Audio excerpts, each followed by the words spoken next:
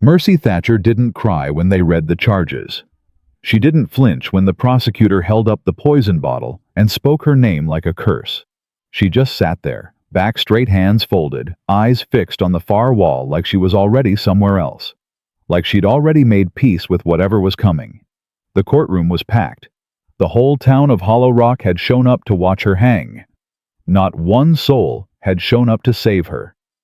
If this story moves you, subscribe, follow every part to the end, and drop your city in the comments.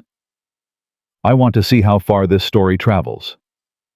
The summer of 1874 pressed down on Hollow Rock like a hot iron on dry cloth, slow, merciless, and leaving marks that didn't fade. By the time Mercy Thatcher walked into that courtroom on the first Monday of July, the town had already decided what she was: murderess, schemer, a woman who'd smiled at a powerful man, married him, and poisoned him in his sleep when she grew tired of his money. That was the story people told over their fences, and in their shops, and in the narrow pews of the First Baptist Church of Hollow Rock, where Mayor Elwood Thatcher had sat in the front row every Sunday for 22 years. Mercy hadn't sat beside him. Not once. She walked in alone that morning wearing a pale gray dress that had been washed so many times the color had gone quiet. Her dark hair was pulled back with a single pin. Her face, sharp-boned and serious, older-looking than her 27 years, gave nothing away. She sat down at the defendant's table and placed her hands flat on the wood in front of her, the way a woman does when she's trying to hold herself together without letting anyone see the effort. Judge Harlan Briggs watched her from the bench with the flat, unhurried expression of a man who had already reached his conclusion and was simply waiting for the proceedings to confirm it. The prosecutor, a stout man named Gerald Foss, stood up and buttoned his coat. "Ladies and gentlemen of this jury," he said, projecting his voice to fill every corner of the room, "I intend to show you beyond any shadow of doubt that this woman, Mercy Thatcher, wife of the late Mayor Elwood Thatcher, did willfully and with deliberate intent administer belladonna to her husband on the night of June the 14th, resulting in his death." He held up a small glass bottle. The gallery murmured. Mercy did not look at the bottle. She looked at the wall. She had motive. Foss continued walking slowly before the jury box. She had access, and she had a documented history of conflict with the deceased. He paused, letting that settle. She was the last person to see him alive. And when the doctor arrived the following morning, the mayor was cold in his bed, and this woman was sitting in the kitchen, calm as Sunday, drinking her coffee. Another murmur, louder this time. Mercy kept her eyes on the wall. She had no lawyer. She hadn't been able to afford one, and no attorney in the county had offered to take her case. Not for a woman accused of murdering a man like Elwood Thatcher, a man who had run Hollow Rock for 15 years, who had shaken the governor's hand, who had loaned half the town their seed money and held the other half's debts in a leather-bound ledger locked in his study. The court had appointed her a man named Aldous Webb, who was 71 years old, half-deaf in his left ear, and who had not tried a case in 14 years. He sat beside her now with his hands folded over his belly and his eyes slightly glazed as though he were already somewhere quieter. "Mr. Webb," Judge Briggs said, peering over his spectacles, "does the defense have any opening remarks?" Webb stirred, blinked. Yes, Your Honor."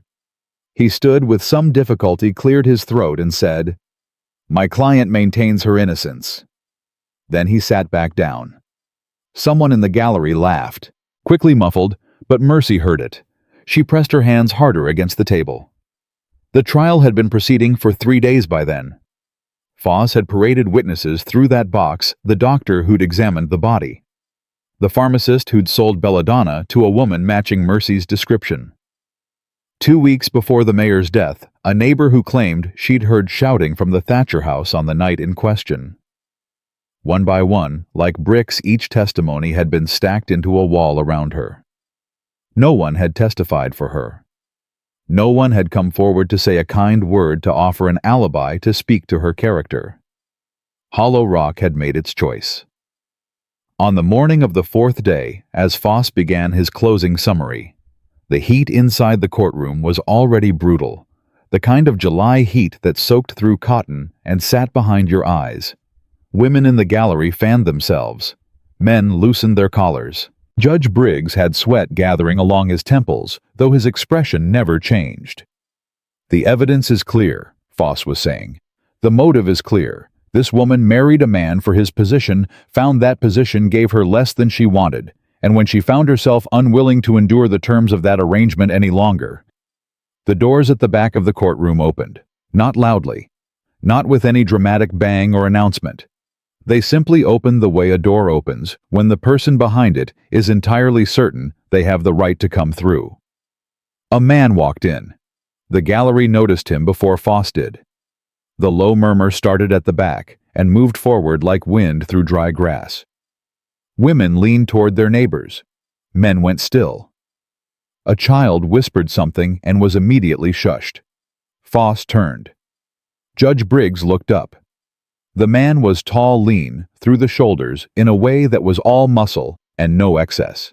He wore a dark coat, despite the heat, trail-worn but clean, and a hat that he did not remove when he entered. His face was sun-weathered and angular, framed by dark hair that had gone gray at the temples. He was somewhere north of 40, and he moved like a man who had long since stopped caring whether the room was watching. He walked down the center aisle without hurry, and he did not stop until he reached the front of the room. Judge Briggs leaned forward. "This court is in session. Whoever you are, you will sit down or remove yourself from—" "My name is Cole Maddox," the man said. The silence that followed was the kind that has weight. 3 people in that courtroom visibly paled. 2 more straightened very quickly. Gerald Foss took a half-step backward before he caught himself. Cole Maddox. The name had teeth in it the way certain names did in the West, names that had traveled ahead of the men who carried them, arriving in towns before the dust from their horses did. People who didn't know him personally knew the stories. A former deputy marshal out of Kansas. A man who'd tracked the Callan brothers for 6 months through 3 territories and brought 2 of them back, breathing, and 1 of them back, not. A man who'd walked away from a badge and a reputation under circumstances nobody seemed to know exactly, or at least nobody seemed willing to say out loud. He hadn't been seen in this part of Texas in 7 years. "Mr. Maddox," Judge Briggs said, recovering himself. "This court is not in the habit of entertaining—" "I'd like to be called as a witness," Cole said. His voice was even, unhurried, the kind of voice that didn't need volume to fill a room. "The witness period is closed." "Your Honor," Cole said, and he reached into the inner pocket of his coat and produced a folded document. "I think you're going to want to reopen it." He placed the document on the edge of the judge's bench. Briggs looked at it for a long moment without touching it. Then slowly he picked it up. He unfolded it. He read it. His expression did not change, but the color in his face did something complicated. Foss stepped forward. "What is that?" "A marriage license," Cole said. "Issued by the county clerk of Caldwell County, dated April 3, 1873. Bearing the names Cole Maddox and Mercy Ann Calloway." He paused. Calloway being Miss Thatcher's name before she was coerced into a second marriage 14 months later. The courtroom erupted. It didn't stay erupted long. Briggs brought his gavel down 3 times, with the mechanical efficiency of a man who had silenced rooms before, but the sound of it was something. Voices overlapping chairs, scraping, one woman saying, "Lord have mercy," loud enough to be heard over everything else. Mercy had turned in her chair.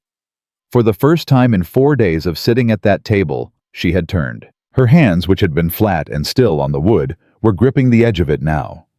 She was looking at Cole Maddox with an expression that nobody in that courtroom could quite read. Not shock, exactly. Not relief, exactly. Something older than both. Cole looked at her, then just briefly, just for a second. He tipped his hat. "Your Honor," Foss said, his voice strained now, climbing toward something close to alarm. This is an attempt to manipulate these proceedings. Whatever this document is, whatever this man's claim,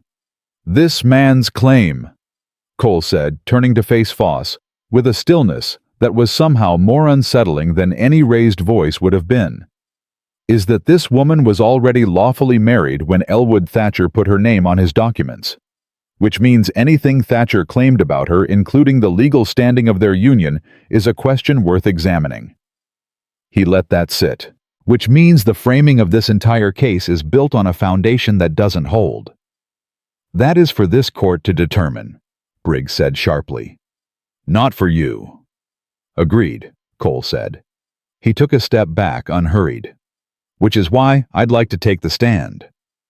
Webb, who had been staring at the scene with his mouth slightly open, suddenly appeared to wake up. He got to his feet with more speed than he'd shown in 3 days. Your Honor, the defense requests that this witness be permitted to testify. Briggs looked at Cole. He looked at the marriage license, still in his hand. He looked at the gallery, which was watching him with the kind of attention that tends to make elected men nervous. He set the license down. I'll allow it. The murmur that moved through the room was different this time. Less shock. More something else, something that hadn't been present in that courtroom for 4 days. Something that felt cautiously like it might be the beginning of doubt. Cole Maddox walked to the witness box, and as he passed the defendant's table, he did not look at Mercy again. But he slowed just fractionally, just for a breath, and in that breath she said his name. Not loud.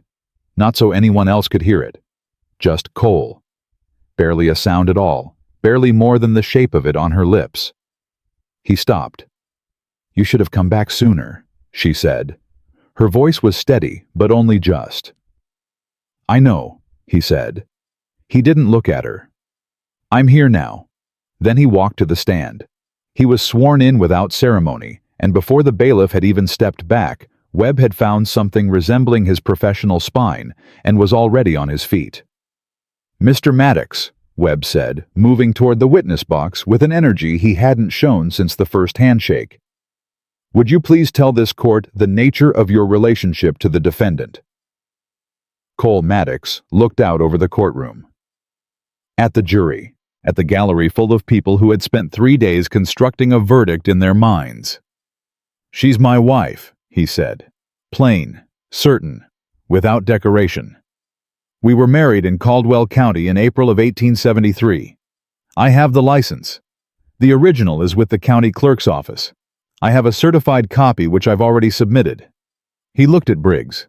I can provide the name of the clerk the church we married in and the names of the 2 witnesses, if the court wants to verify. And where? Foss cut in before Webb could continue.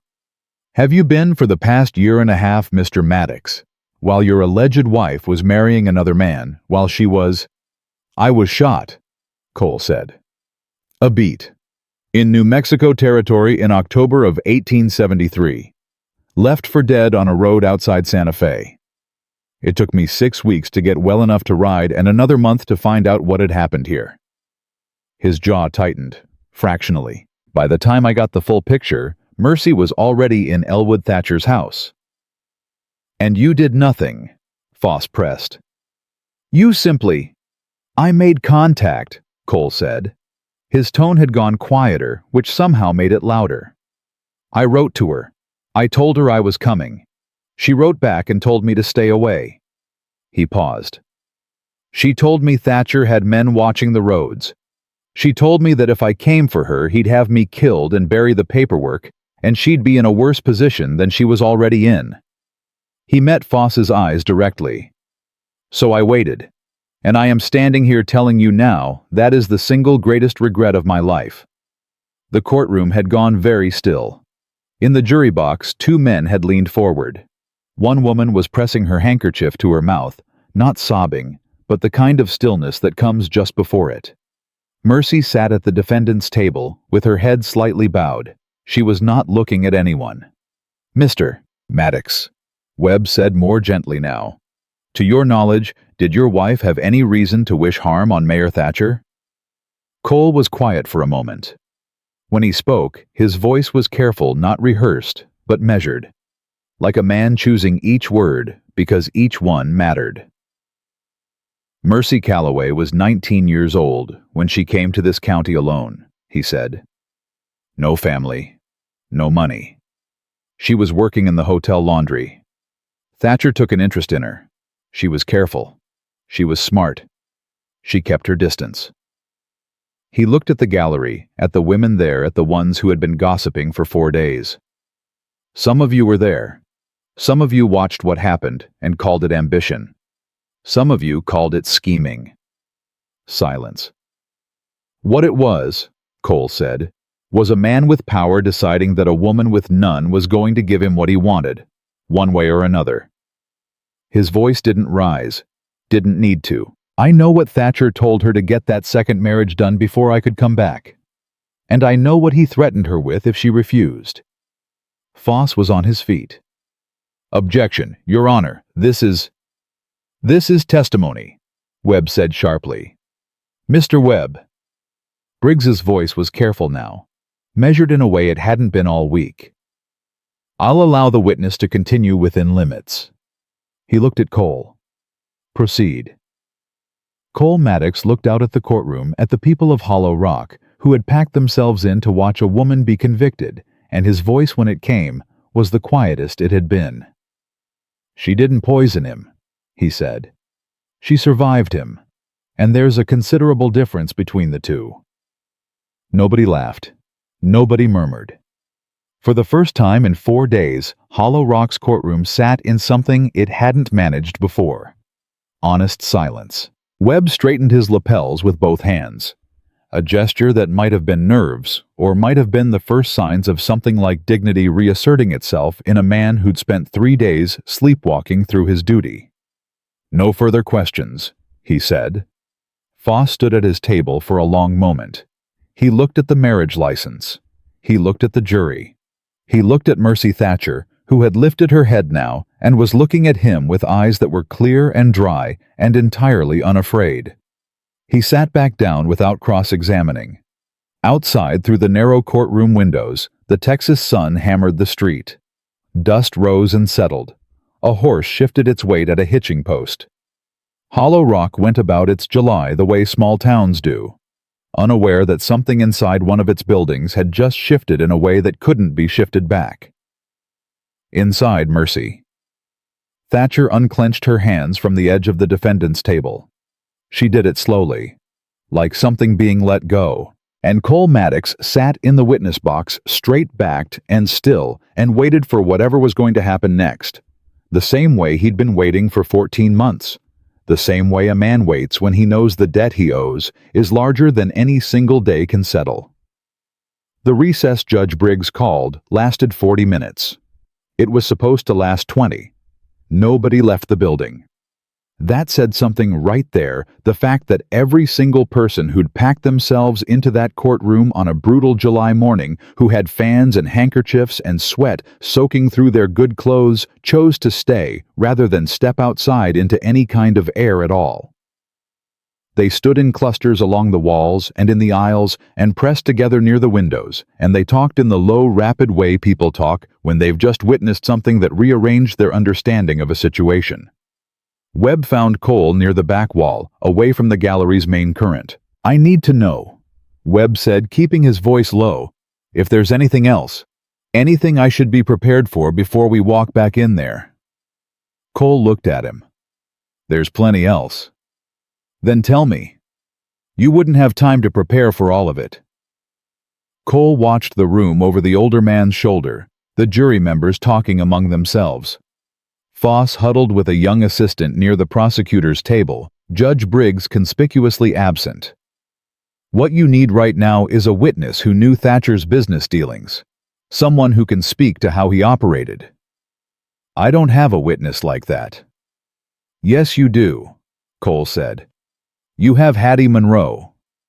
Webb blinked. The boarding house woman. She kept Thatcher's books for 3 years before he let her go. She knows where every dollar came from and where every threat was delivered. She's been sitting in the 3rd row since Monday morning. Cole paused. She came every day. You never asked her why. Webb turned and looked. Hattie Monroe. A broad-shouldered woman in her 50s with iron gray hair, and the expression of someone who'd been carrying a heavy thing for a long time and was quietly exhausted by it, sat with her hands folded in her lap and her eyes fixed on the middle distance. "She'll testify?" Webb asked. "She's been waiting for someone to ask," Cole said. Webb squared himself up, adjusted his coat. For the first time in 4 days, he looked like a man who understood that he was the only thing standing between an innocent woman and a rope and had decided to act accordingly. "All right," he said. "All right." He went to find Hattie Monroe. At the defendant's table, Mercy sat alone. The bailiff had brought her water at some point during the recess, which she hadn't touched. She was watching Cole from across the room without any attempt to disguise the fact that she was doing it, watching him the way you watch something you'd given up on ever seeing again, half afraid that if you looked away, it would be gone. Cole crossed to her table and sat down in Webb's empty chair. For a moment, neither of them spoke. "You look thin," he said. "You look older," she said. "I am older."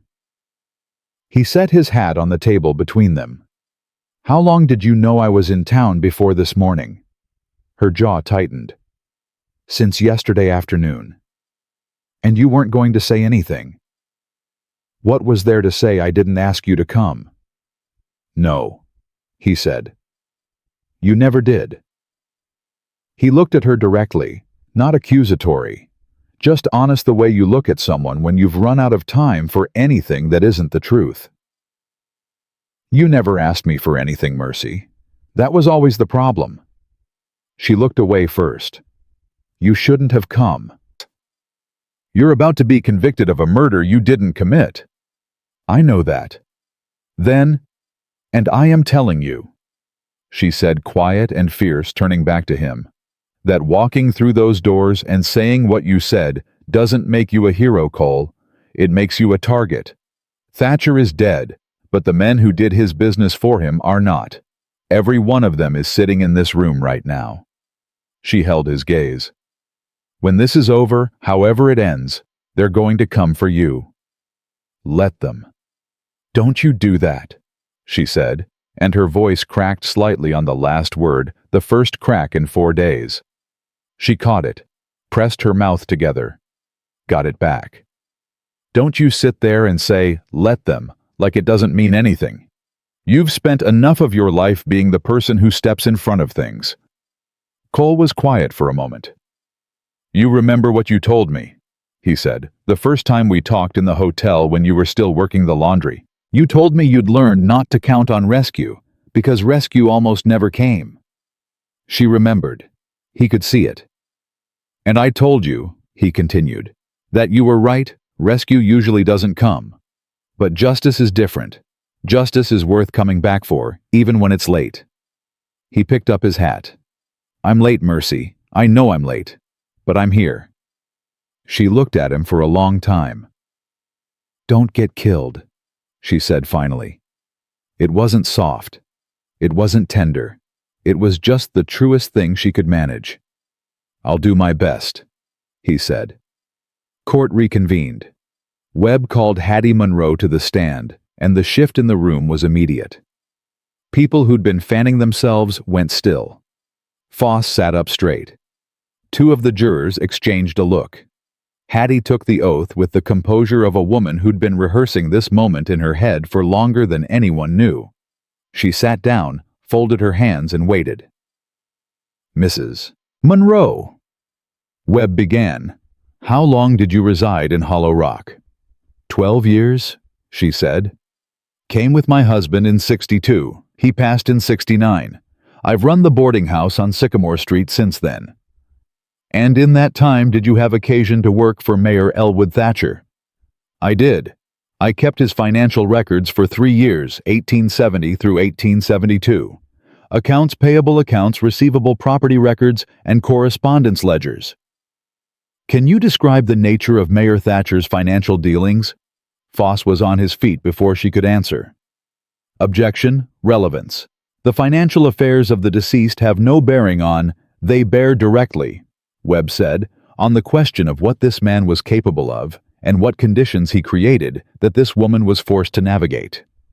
Briggs looked between them. Something behind his eyes had changed since the recess. A subtle recalculation, the look of a man who was starting to understand that the ground under his position had shifted and was deciding how best to continue standing on it. "I'll allow it, within limits." Hattie Monroe did not wait for further prompting. "Thatcher ran the town the way some men run a game of cards," she said. "He always made sure he held the best hand. If he didn't hold it naturally, he arranged to hold it." She looked at the jury. "He lent money to businesses and families when they needed it most, kindly, generously. Then he collected on those debts in ways that had nothing to do with money." "Can you be more specific?" Webb pressed. "He owned the deed to the Alvarez family's grain store, held it over them for 4 years long past, when they'd repaid the original loan, because their son had seen something at the Thatcher warehouse he wasn't supposed to see." Hattie's voice was steady. "He forced Jerome Cutler off his land by calling in a debt Jerome didn't even fully understand he'd agreed to.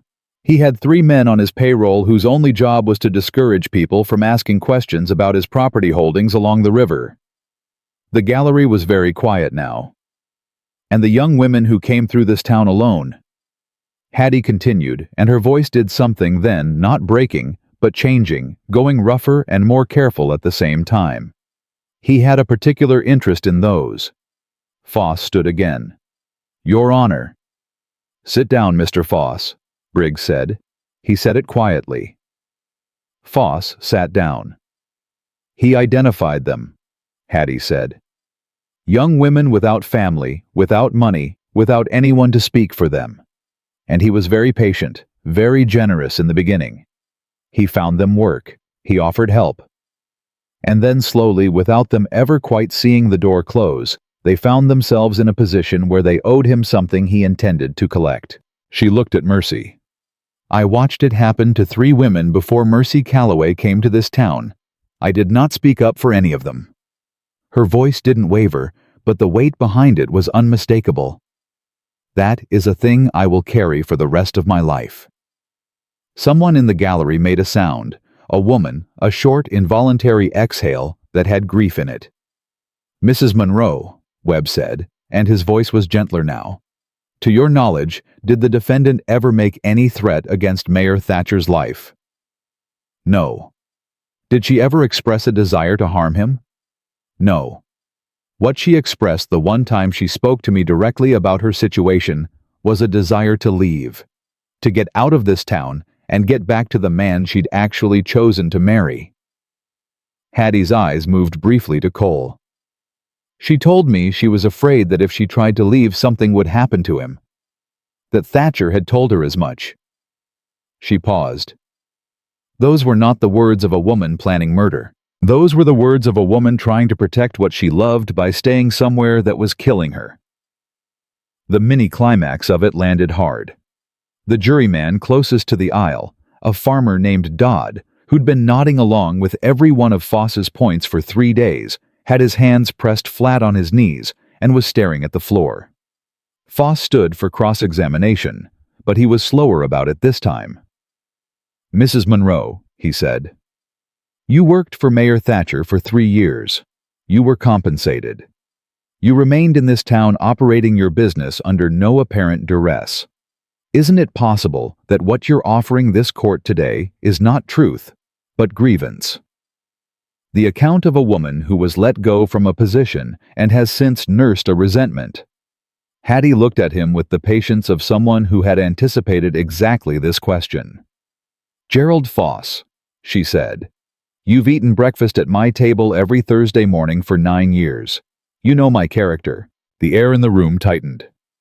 "I'm asking about your motivation," Foss said, but the authority had gone thin in his voice. "My motivation," Hattie said, "is that I watched a young woman get swallowed alive by a system that this town chose not to see, and now that same system wants to hang her for the crime of surviving it." She looked at the jury. "My motivation is that I am 61 years old, and I'm tired of keeping quiet." The juryman named Dodd looked up from the floor. That was a thing, right there. The moment his eyes came up, that was a thing. Foss had no further questions. Webb called 2 more witnesses before the afternoon recess, a man named Tillman who had worked at Thatcher's warehouse and testified to seeing a doctor enter the Thatcher house through the back on multiple occasions in the months before the mayor's death. A doctor who had since relocated to another county, and a young woman named Clara, barely 20, who had worked in Thatcher's household as a domestic. Clara twisted her hands in her lap the entire time she sat in that box, and her voice was so quiet that Briggs had to ask her twice to speak up. But what she said in that small, careful voice was its own kind of thunderclap. "He kept things on people," Clara said. "Pieces of paper, letters and documents and receipts for things that could ruin a person. He kept them in a box in his study. He showed it to Mercy once." She swallowed. He told her that if she ever tried to leave or tried to contact anyone about her situation, he had enough in that box to see her first husband hanged. She looked at her hands. He said it like it was nothing, like he was talking about the weather. Nobody moved. Cole Maddox, sitting now in the gallery behind the defendant's table, was very still. The muscle in his jaw was doing something quiet and controlled the way a man's does when he is processing something that makes him want to break a much larger thing. Mercy at the table had both hands wrapped around each other. She was looking at Clara with an expression that was equal parts gratitude and pain, the particular pain of hearing your private suffering spoken out loud, in a room full of people who'd spent 3 days calling it something else. Foss cross-examined Clara briefly and ineffectually, and when it was over, Briggs called the afternoon recess and left the bench faster than he had any other day that week. That was noticed. The gallery didn't empty this time either. People rearranged themselves. Groups that had been exchanging comfortable certainties 3 days ago were now quieter, more separate, more inclined to look at the floor when they passed each other. The architecture of the town's shared understanding was doing something it hadn't done in years, cracking along its original seams, letting light into places that had been kept dark a long time. Cole found Mercy in the small antechamber where the bailiff had taken her for the recess. The bailiff, a decent man named Grover, who had been quietly ashamed of his role in this proceeding for 2 days, stepped away to give them the room. Mercy was standing with her back to the door when Cole came in. She didn't turn around. "Clara didn't have to do that," she said. "No," Cole said. "She wanted to. She's going to have trouble in this town after today. Maybe. Or maybe this town is about to discover that it's been living in a story Thatcher wrote for it, and once you see that, truly see it, the story loses its hold." Mercy turned around. She looked at him the way she'd looked at him in the courtroom, that same complicated, unguarded look that had nothing in it of the controlled, flat-eyed woman who'd sat at that table for 4 days. "Cole, the box." He nodded slowly. "You know about the box."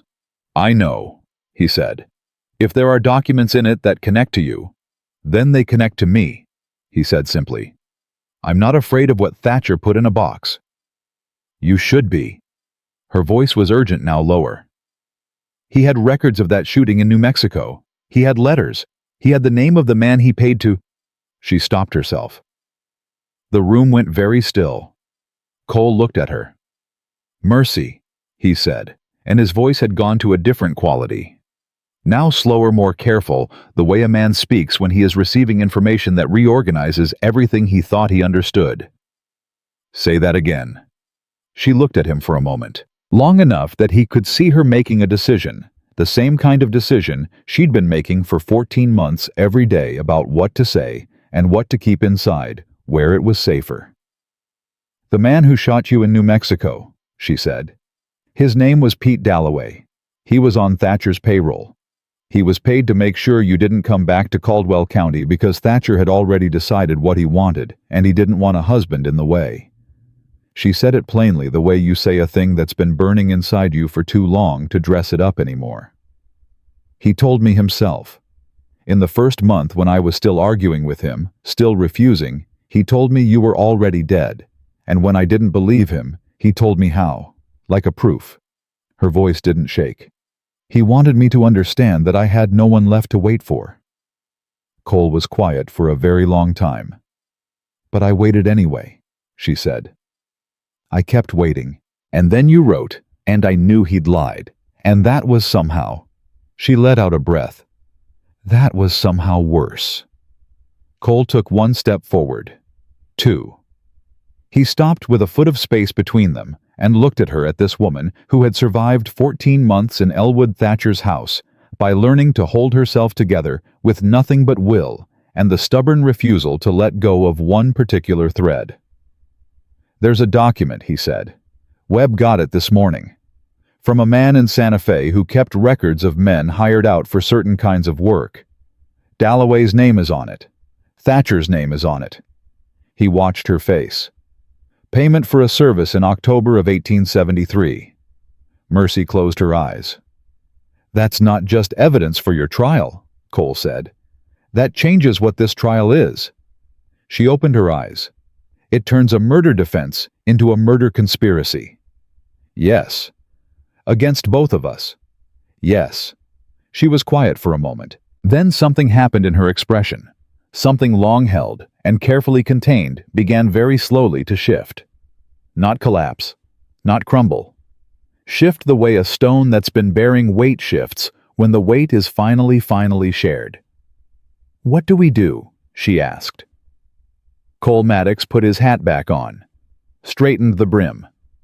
"We go back in there," he said, "and we finish this." When court reconvened, the atmosphere had changed in a way that was difficult to define and impossible to ignore. Foss felt it. The jury felt it. Even the gallery, which had come expecting a spectacle of a particular kind and was now receiving one of an entirely different order, felt it in the way people feel the air change before weather.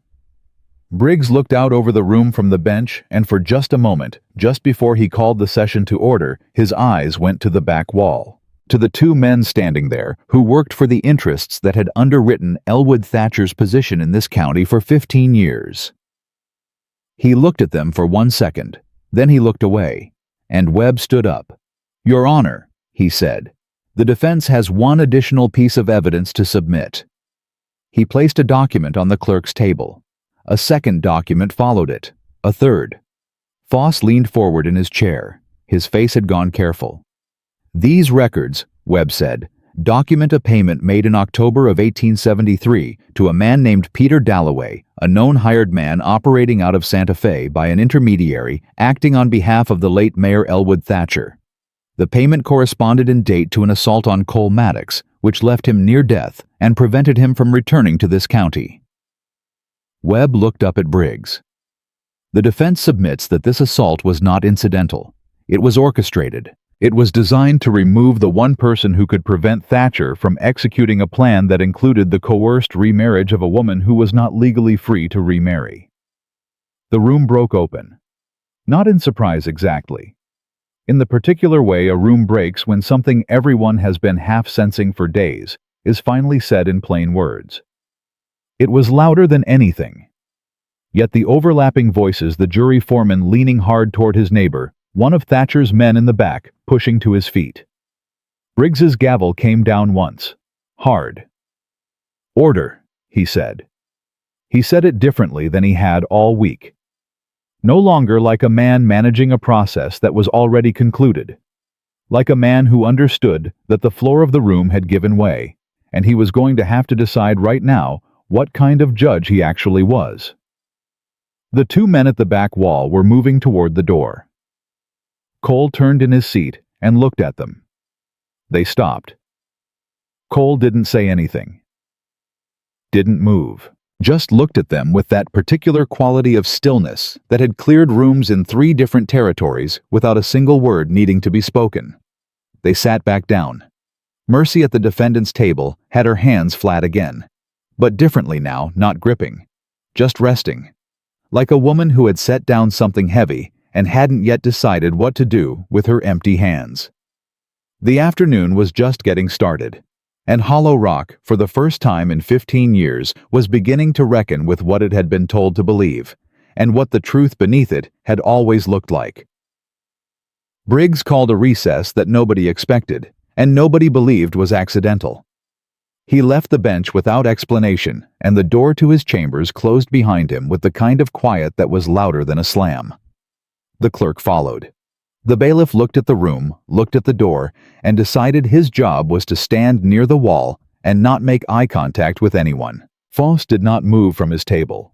He sat with both hands flat in front of him and stared at the 3 documents Webb had submitted, and the expression on his face was the expression of a man watching a structure he'd built very carefully begin to list in a direction he hadn't engineered. The gallery had not quieted down entirely. It had reached a lower, more urgent register, the kind of noise a room makes when it is actively revising its understanding of something it thought it already knew. People were looking at each other differently now, not with the comfortable shared certainty of 3 days ago, but with the particular discomfort of mutual implication. Because the truth that was coming out in that room did not just indict Elwood Thatcher. It indicted everyone who had watched what he did and called it something else. Webb came to the defendant's table and sat down. He looked for the first time since this trial began like a man who had found his footing. "They're going to push back on the documents," he said quietly. "Foss will argue provenance. He'll say the Santa Fe records can't be verified in this jurisdiction." "Can they?" Mercy asked. "In a proper proceeding with time, absolutely. Today," he exhaled. "Today I need Briggs to decide what kind of man he wants to be remembered as." Mercy looked at the closed chamber door. "And what kind of man is he?" Webb was quiet for a moment. "I genuinely don't know," he said. "I've been practicing in this county for 40 years, and I genuinely cannot tell you right now whether Harlan Briggs is going to do the right thing." "That," Cole said from behind them, quiet and level, "is why we don't leave it to Briggs alone." Both of them turned. Cole was standing with his arms folded, and he had the look of a man who had been thinking through a sequence of moves while everyone else was reacting to the last one. "Webb, you said you had one more witness, the one you told me about this morning." Webb hesitated. "He only agreed if it became absolutely necessary." "It's necessary," Cole said. Mercy looked between them. "Who?" Neither of them answered her immediately, and that non-answer was its own kind of answer. She felt something shift in her chest. Not fear exactly, but the specific alertness of a woman who has learned to pay attention to the things men decide not to say. "Cole," she said. "His name is Samuel Briggs," Cole said. "The judge's younger brother. He managed Thatcher's property holdings along the river for 4 years before a disagreement over payment led to his departure from that arrangement." He looked at her steadily. "He knows about the coercion. He knows about the marriages. And he knows about at least 2 other women before you who were put in similar positions." Mercy stared at him. "Samuel Briggs has been living 40 miles from here for 2 years, Cole continued. "He reached out to me 6 weeks ago when he heard what was happening. He said he'd been waiting for someone to ask him the right question in the right room." "His brother," Mercy said. "You want to call the judge's brother to testify against a scheme the judge himself may have known about?" "Yes." "Cole, that could destroy the case. If Briggs feels threatened. Or," Cole said, "it gives Briggs a reason to separate himself from Thatcher's legacy clearly and publicly in a way that protects him politically. Men like Harlan Briggs don't run toward justice. They run toward the version of events that keeps them standing." He paused. "We give him that version." Webb was very still. "That is either very smart," he said slowly, "or it is going to get us all thrown out of this courthouse." "Probably some of both," Cole said. "You have a better option." Webb looked at his hands, at the 3 documents, at the closed chamber door. "No," he said. "I don't." When Briggs came back to the bench, he had the look of a man who had made at least a preliminary decision about something, though the nature of that decision was not immediately readable. He straightened his papers. He looked at Foss, who was already rising. He held up one hand. "Mr. Foss, I've reviewed the submitted documents during recess. I'm not prepared to rule on their admissibility until I've heard from the defense regarding provenance. Mr. Webb. Your Honor. Webb said, standing. The defense is prepared to address provenance. We'd like to call one additional witness who can speak to the context of these documents and to the broader pattern of conduct they represent. You've already called 3 witnesses beyond your original list. Yes, sir. And I believe this court will agree once the witness is heard that his testimony is essential to a complete record of the facts in this case. Briggs looked at him for a long moment. Who is the witness? Samuel Briggs, Webb said. The silence that followed that name was a different quality from any silence the courtroom had produced so far. It was not the silence of shock or the silence of waiting. It was the silence of a room collectively holding its breath because it understood without being told that whatever happened in the next 30 seconds was going to determine the shape of everything after it. Harlan Briggs did not move. His expression did not change. But something behind his eyes did a rapid, almost invisible recalculation, the kind that happens when a man realizes the board has shifted in a way that requires him to choose a side rather than manage the middle. Foss was on his feet. Your Honor, I strenuously object to this calling the court's own. Sit down, Gerald, Briggs said. Foss sat down. The judge looked at Webb for what felt like a long time. Call your witness, he said. Samuel Briggs was a shorter, softer version of his brother, less iron in the jaw, more wear around the eyes. He walked to the stand with the deliberate pace of a man approaching something he'd been both dreading and preparing for, and when he was sworn in, he looked at the jury instead of at his brother on the bench. That choice, that small intentional choice of where to direct his eyes, said everything about where his loyalty in this moment was located. Mr. Briggs, Webb began. How long were you employed by the late Mayor Thatcher? 4 years, Samuel said. I managed property records and acquisition documentation for his holdings east of the river. In that capacity, did you become aware of Mayor Thatcher's methods for acquiring land or securing the cooperation of individuals in this county? I did. Can you describe those methods? Samuel folded his hands, unfolded them. He used debt. He used documentation. And when those didn't work, he used people. He looked at the jury. He had a way of identifying what someone stood to lose and making sure they understood he could take it. He didn't always have to act on it.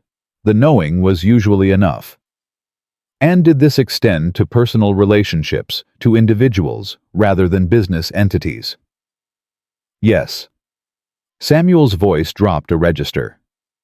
He identified women, specifically women who were alone, who were without resources or connections. He moved slowly with them. He was generous, helpful, patient. And then once they were sufficiently dependent or sufficiently afraid, he made his terms clear. And what happened, Webb said, to women who attempted to resist those terms? Samuel was quiet for a moment, long enough that the room leaned in slightly. 2 women before the defendant left this county under circumstances that were never fully explained. One of them left in the middle of the night. The other one... He stopped.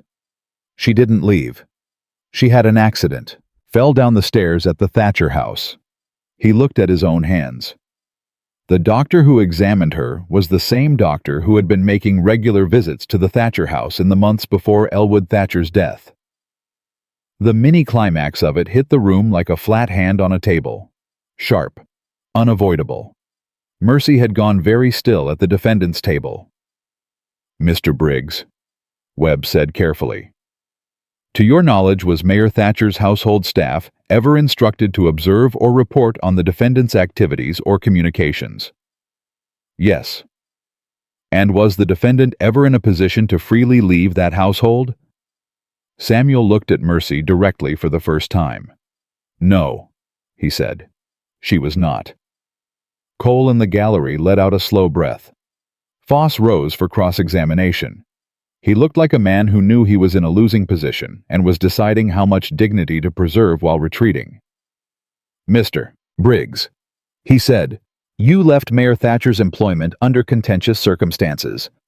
Is it not possible that your testimony today is motivated by— I left, Samuel said, cutting him off cleanly, because I found documentation that Thatcher had misrepresented property boundaries to 3 families along the Eastern Ridge, and I told him I wouldn't continue to maintain records I knew to be fraudulent.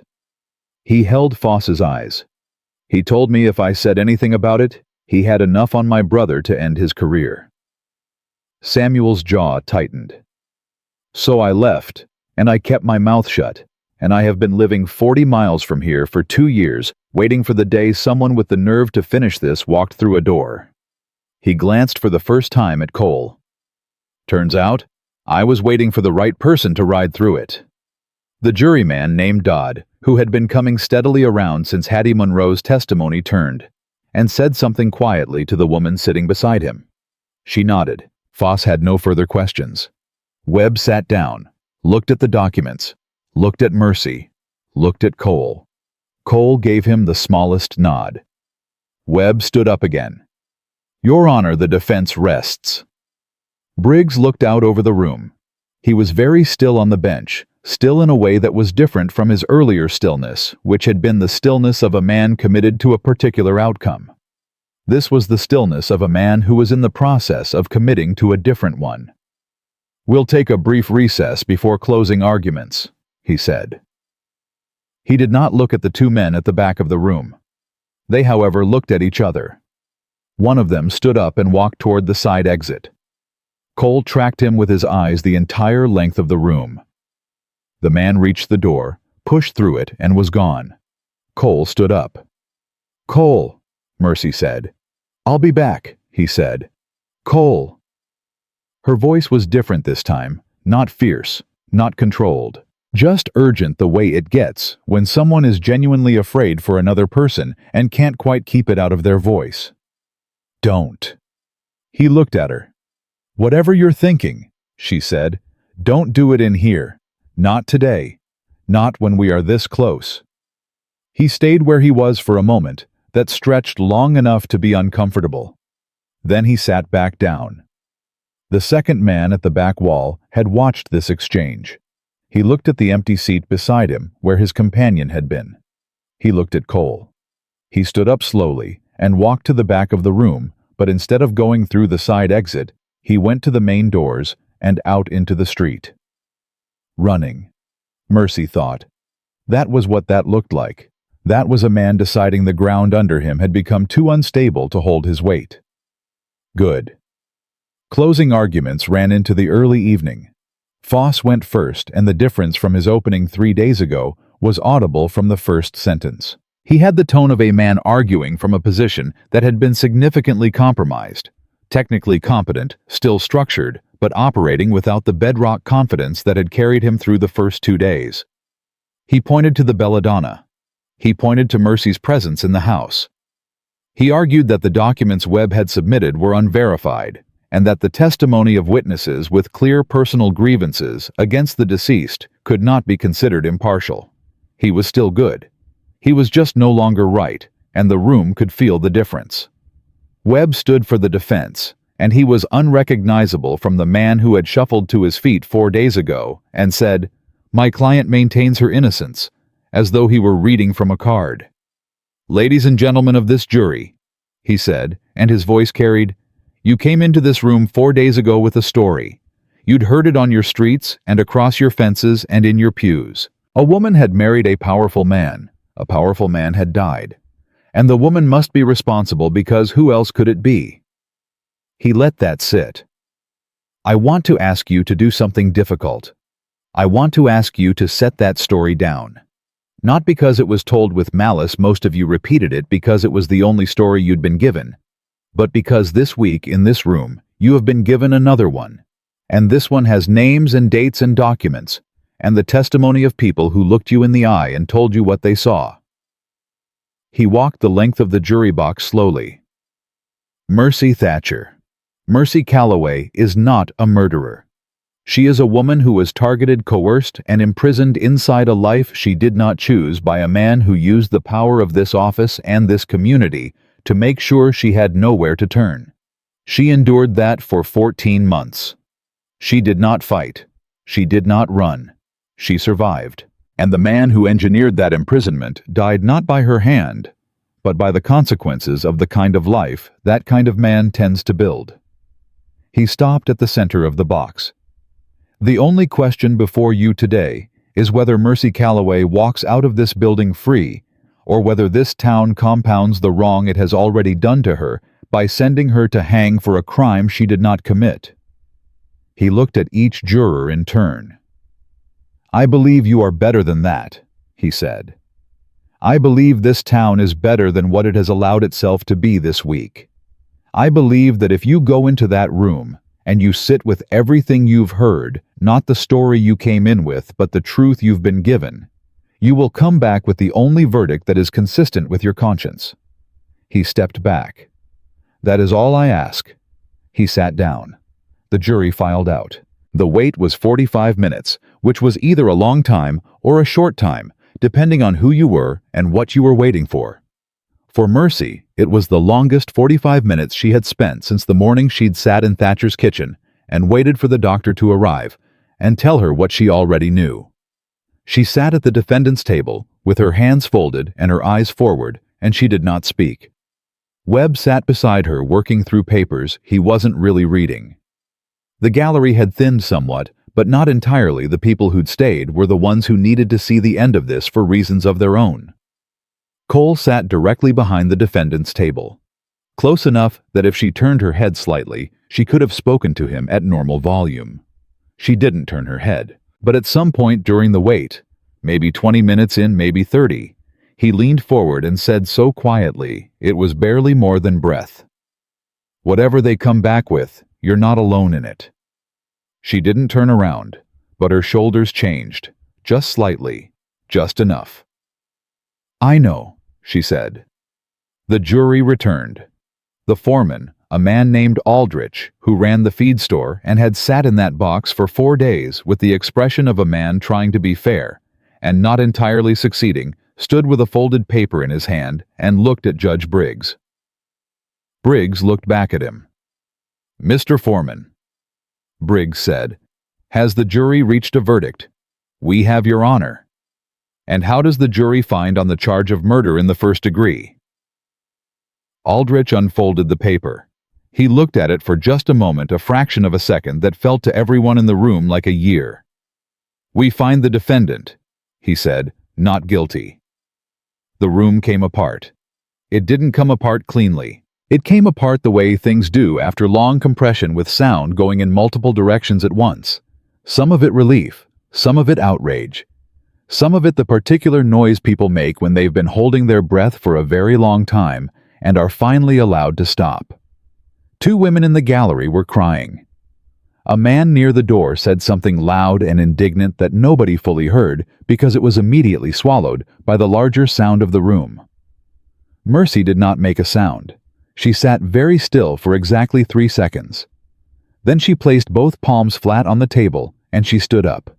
Slowly, entirely upright, with the posture of a woman reclaiming every inch of herself that the last 4 days had tried to take. Webb had his hand on her arm and was saying something to her. She couldn't hear it through the noise, but she could see his face, and what was on it was something she hadn't expected from Aldous Webb, genuine, uncomplicated relief. She turned around. Cole Maddox was standing. He was looking at her the way a man looks at something he was afraid he'd lost and has just been given back, not with joy exactly, but with the particular quiet of a man who has just exhaled a breath he's been holding for 14 months. She looked at him across the few feet of space between them. "Told you not to get killed," she said. Something in his expression shifted. Not a smile. Cole Maddox was not a man who smiled easily, but the thing that lived just behind where a smile would be. Warmer, older, more certain. "I'm working on it," he said. Behind her, Foss was gathering his papers with the mechanical efficiency of a man in damage control. The 2 men who'd been at the back wall were both gone. Briggs had risen from the bench and was retreating to his chambers without looking at anyone, moving with the purposeful neutrality of a man who has just made a decision he will need to live with and has chosen, at least for today, to live with it facing forward. Hattie Monroe. In the third row sat with her hands in her lap and her eyes closed and her lips moving slightly, not in prayer exactly, or maybe in exactly that. Clara, the young woman who'd testified in that small, careful voice, was being embraced by an older woman in the gallery, who appeared to be her mother, and she was holding on with both arms, the way you hold on to something when you've been afraid for too long, and the fear has finally been given permission to leave. The courtroom of Hollow Rock, Texas, on the 5th day of July in the summer of 1874 was loud and messy and unresolved in a dozen different ways. But Mercy Calloway was standing in the middle of it with her shoulders straight and her name intact. And that was the thing. That was the whole thing. The real reckoning, however, had not yet arrived. Because somewhere in this town, in a locked study, in a dead man's house, there was a box. And that box had names in it. Not just Cole's name. Not just the names of the women who had come before Mercy. The names of men in this county who had looked the other way, who had benefited from Thatcher's arrangements, who had accepted favors and swallowed questions and made sure their debts were paid in silence. Those men knew the verdict had just been read, and they were not going to sit quietly while the box remained where it was. Cole knew it too. He could see it in the way Mercy's eyes had gone alert again, even in the middle of the verdict's aftermath, the way her relief lasted exactly as long as it took her to remember what was still unfinished. "The house," she said low and quick as the room churned around them. "I know," he said. "Thatcher's men still have a key. If they get to it before we do—" "They won't," he said. She looked at him. "You already sent someone." It wasn't a question. "Before I walked into this courtroom this morning," he said, "I sent a man I trust to the Thatcher house to secure that study." He held her eyes. "The box is already somewhere safe." Mercy looked at him for a long moment. Something moved across her face, not quite relief, not quite something else. The expression of a woman recalibrating what she thought she'd had to carry alone. "You planned this," she said. "All of it. Before you even walked through those doors." "I planned what I could plan," he said. "The rest I figured out as we went." She held his gaze. "Cole Maddox.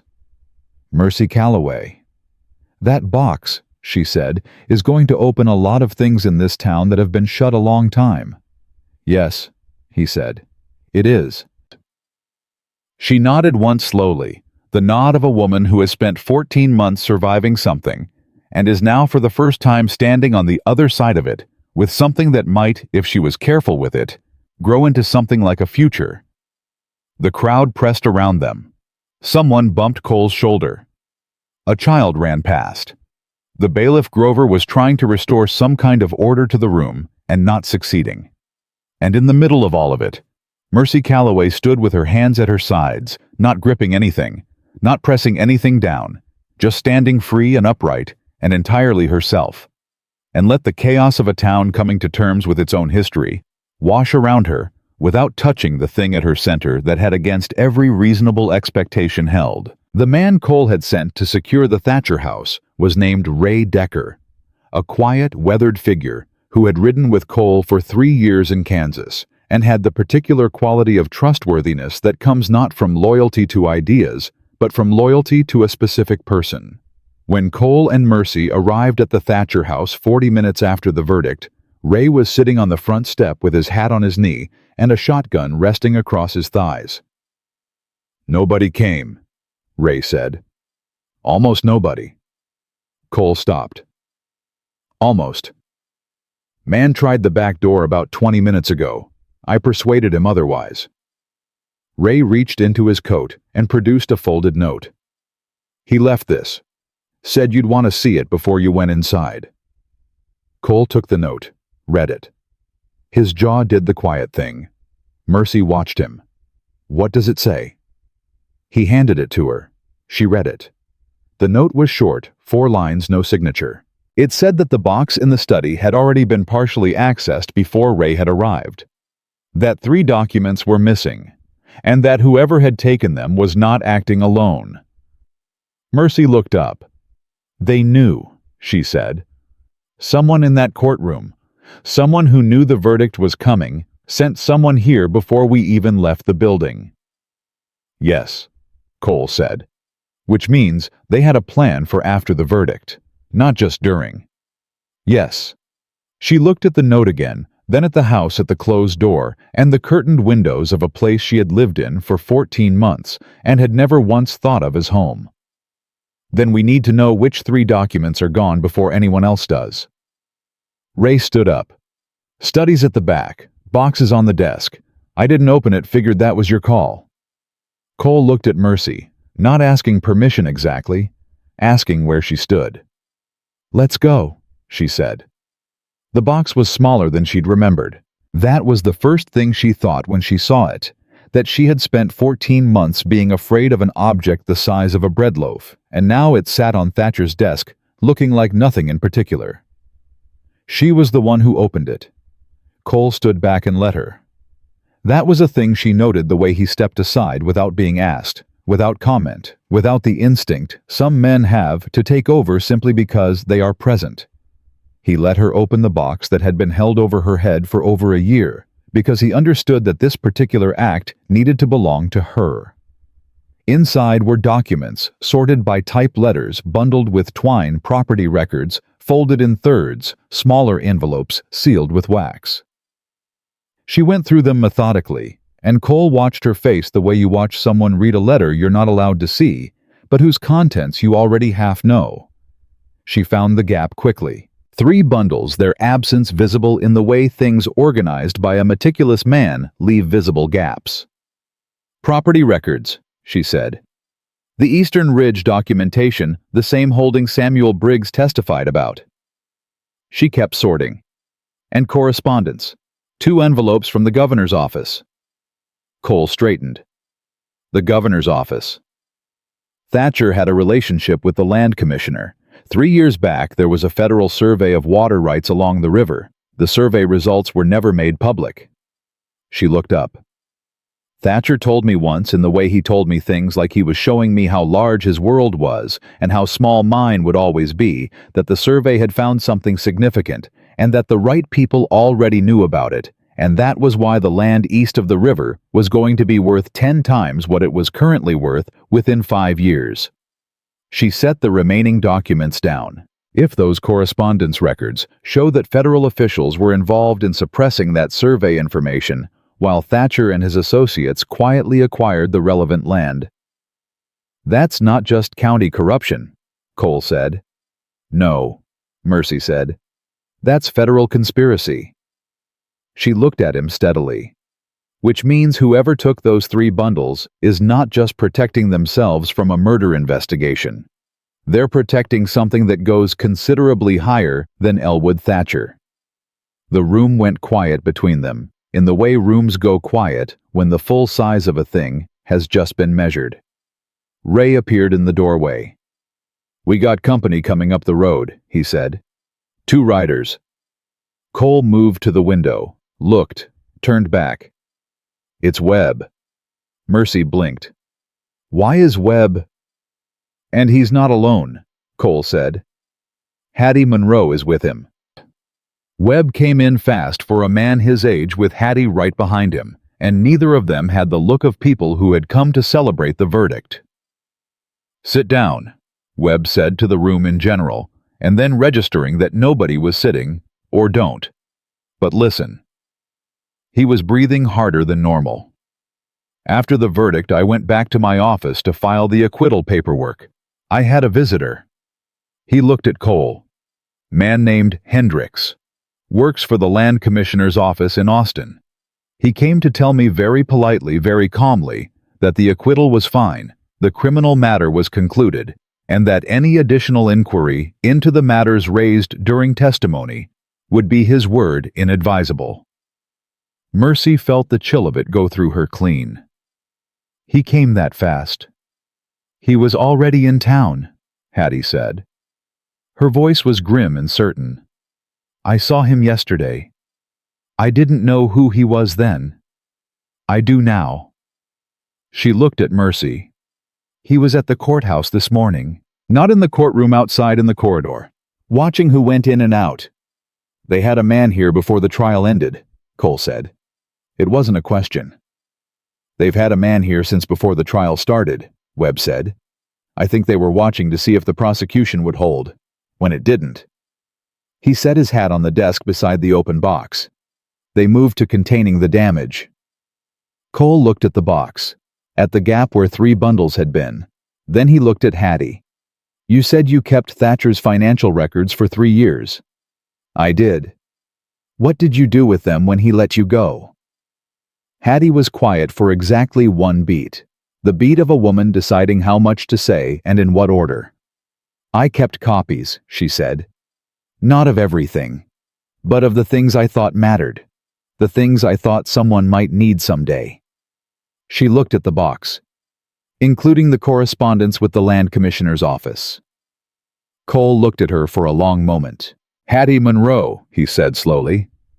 How long have you been waiting to use those copies? 2 years, she said, give or take. Webb made a sound that was somewhere between exasperation and admiration. You might have mentioned this earlier. I mentioned it when it was safe to mention it, Hattie said without apology. Which is now, which is today.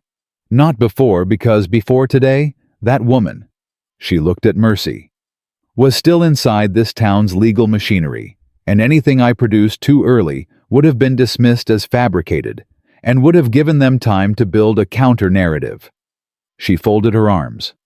I've been doing this longer than you have, Aldous.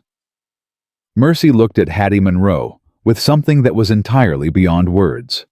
The older woman met her eyes briefly and gave a single small nod, the nod of one woman to another who has been quietly load-bearing in the same direction for longer than either of them acknowledged out loud. All right, Cole said. He had the quality now of a man who has assessed a situation and is moving forward into it with clear intention. Here's where we are. The criminal case is closed. The acquittal stands. But the documents from that box that were taken this morning, along with whatever Hendricks came to communicate to Webb, tell us that the people who benefited from Thatcher's land scheme are still active and still protected. He looked around the room. And Hattie has copies of the correspondence that directly implicates the Land Commissioner's office. Which means, Mercy said, that we have something they don't know we have. Yes. And they're going to figure that out as soon as they inventory what they took. Yes. Ray's voice came from the front of the house. Cole, there are 3 men coming up the road now, not riders on foot, coming from the direction of the hotel. Cole crossed to the doorway. Hendricks. One of them. The room reorganized itself in the way rooms do when the possibility of immediate threat becomes concrete. Webb pulled himself up to his full height, which was not impressive, but was determined. Hattie did not move from where she was standing, which communicated something about her personal relationship with fear. Ray had already repositioned himself with the particular efficiency of a man who has done this before. Mercy looked at the box on the desk, at the remaining documents, at the gap where 3 bundles had been. She picked up the box. Mercy, Cole started. If Hendricks gets into this house, she said, we want him to find a room that has already been cleared, not a box that tells him exactly what we still have. She looked at Cole. Where is Ray's horse? Back of the property. Then Ray takes the box to wherever you have the other documents secured. She looked at Ray in the doorway. Can you do that without being seen? Ray looked at Cole. Cole nodded once. Ray took the box from Mercy's hands and was gone through the back of the house without another word. 3 minutes later, Hendricks knocked on the front door. Cole opened it. Hendricks was a medium-sized man in a town suit who looked like he had been designed to be forgettable, medium height, medium build, the kind of even features that don't catch on anything. But his eyes were doing the rapid cataloging work of a man whose profession required him to assess rooms quickly, and the speed of that assessment communicated that whatever his appearance suggested, he was not remotely ordinary. Mr. Maddox, he said pleasantly, I believe we have a mutual interest in resolving a few outstanding matters. Come in, Cole said. Hendricks stepped inside. He looked at Webb, at Hattie, at Mercy. His eyes went to the desk, to the spot where the box had been, and something in his expression adjusted almost imperceptibly. "I see you've been going through Mr. Thatcher's papers." "It's her house now," Cole said. "She's his widow, legally." Hendricks smiled the way men smile when they are prepared for the argument they're about to have. "Of course. In fact, that's part of what I wanted to discuss. There are certain documents that pertain to county landholdings and federal water rights surveys that belong properly to the Land Commissioner's office. We'd simply like to ensure their return to the appropriate jurisdiction." Cole said. "And which documents would those be?" "I'm sure you know which ones I mean." "I'd like to hear you say it specifically," Cole said, "for clarity." Hendricks looked at him for a moment. The pleasant expression held, but its grip had tightened slightly. The correspondence between Mayor Thatcher and Commissioner Dale Hargrove, covering the period 1871 through 1873, and the associated survey documentation. "Why would the Land Commissioner's office want those back specifically?" Mercy asked. Hendricks looked at her with the particular attention of a man recalibrating the threat level of a person he'd underestimated. "Because they contain confidential communications related to an ongoing federal survey process." "Ongoing," Hattie said from across the room. "The survey was completed in 1872. I have the completion records." The pleasant expression cracked, just slightly, just at the edges. "Mrs. Monroe," Hattie said. "I kept Mr. Thatcher's books for 3 years. I have the completion records, the correspondence related to the suppression of the survey findings, and the documentation of 5 separate property acquisitions made by associates of Commissioner Hargrove in the months following that suppression." She looked at him with the expression of a woman who has been waiting 2 years to say a specific set of words to a specific kind of man. "I also have copies, which are not in this house." The second man behind Hendricks took a half step forward. Cole turned and looked at him. Just looked. The man stopped. Hendricks was quiet for a long moment. "Mrs. Monroe," he said carefully, "I want to be very clear about the nature of what you're describing.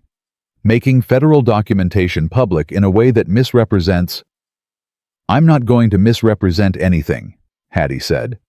"I'm going to give everything I have to the federal circuit judge in San Antonio, along with a full written account of how Mayor Thatcher operated in this county and who helped him do it." She tilted her head. "Including the identity of the hired man who was paid to kill Cole Maddox in October of 1873, and which office cut that payment." Hendricks went very still. That was the tell. Right there.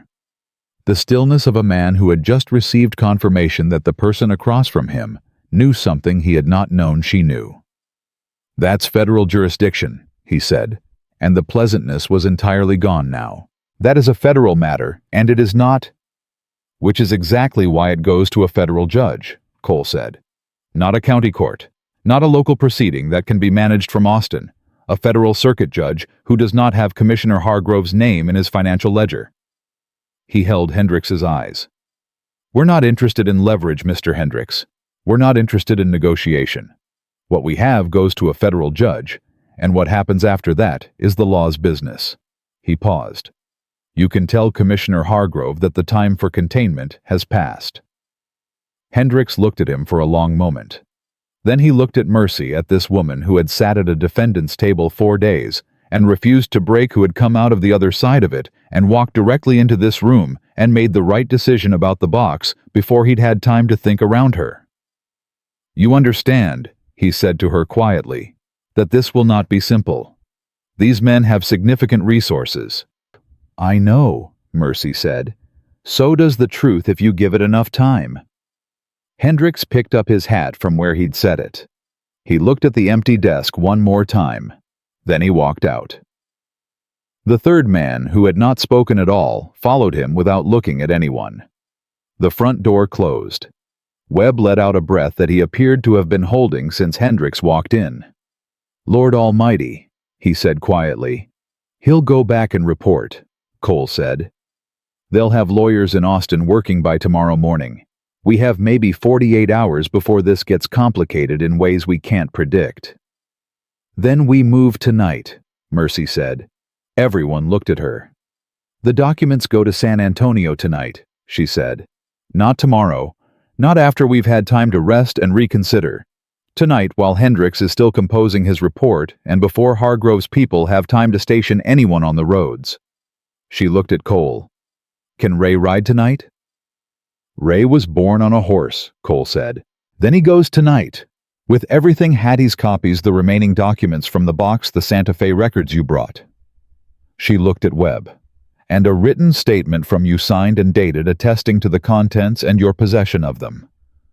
Webb blinked. "You want me to draft a federal legal statement tonight?" "I want you to draft it in the next 2 hours," Mercy said. "I'll help."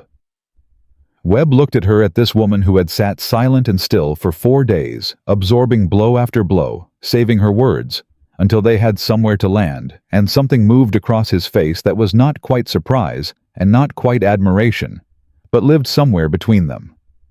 "You know," he said, "when I was appointed to your case, I thought I was doing a dying woman a courtesy, giving her the form of representation without the substance, because no substance was going to change the outcome." He shook his head slowly. "I was wrong on every count." "I know you were," Mercy said, but she said it without edge. "Write the statement, Aldous." He went to find paper. Hattie moved to the desk and sat down without being invited, which was entirely consistent with everything she had done in the past 6 hours, and began sorting through the remaining documents with the efficient, organized hands of a woman who had managed records for a living and had never quite stopped. Cole stood near the door and watched the road. Ray came back from securing the box and positioned himself in the chair nearest the front window without being asked. And Mercy sat down at the other end of the desk from Hattie and began to read. She read for an hour. Document after document, letters, records, surveys, correspondence, and with each page, the full architecture of what Thatcher had built became clearer. Not just corruption. Not just personal cruelty or local manipulation. A deliberate, carefully constructed system designed to ensure that the people in this county who were most vulnerable stayed vulnerable, that the information that might free them stayed buried, and that the men who benefited from all of it remained insulated from any consequence. She read until her hands were steady and her mind was cold and clear. And then she picked up a pen. Thatcher's pen. She noticed the one that had always sat on the right side of his desk, and she began to write her own statement. Not for the federal judge, not yet. For the record. For herself. The account of 14 months inside a system designed to destroy her, written, in her own words, in her own hand, with the particular detail and precision of a woman who had spent 14 months paying very close attention to everything because she understood that someday, if she survived long enough, the things she'd seen might matter. Cole watched her from across the room. He didn't interrupt, didn't comment, just watched in the way a man watches someone he loves doing something he cannot help them with and does not need to. The particular watching of someone who is simply bearing witness, which is sometimes the most important thing a person can do. At some point, Hattie looked up from her sorting and saw what Mercy was doing. She looked at Cole. He gave a small nod. Hattie looked back down at her documents. The night came in through the windows. July heat settling into July dark, the kind of warm night that doesn't offer much relief, but at least stops pressing down with the full weight of the sun. Ray left an hour before midnight, saddlebags loaded, documents wrapped in oilcloth against the dark, a letter from Webb and a letter from Mercy and a letter from Cole, whose name it turned out still carried enough weight in certain federal offices to ensure the package would be received by the right person. They watched him go from the porch. "How long before we hear something?" Mercy asked. 3 days to San Antonio, Cole said. "If the judge acts quickly, we could have a federal inquiry opened within 2 weeks. He paused. "If Hargrove has enough reach in that office, it could be longer. And in the meantime..." "In the meantime," Cole said, "this town is going to have to live with what it heard in that courtroom.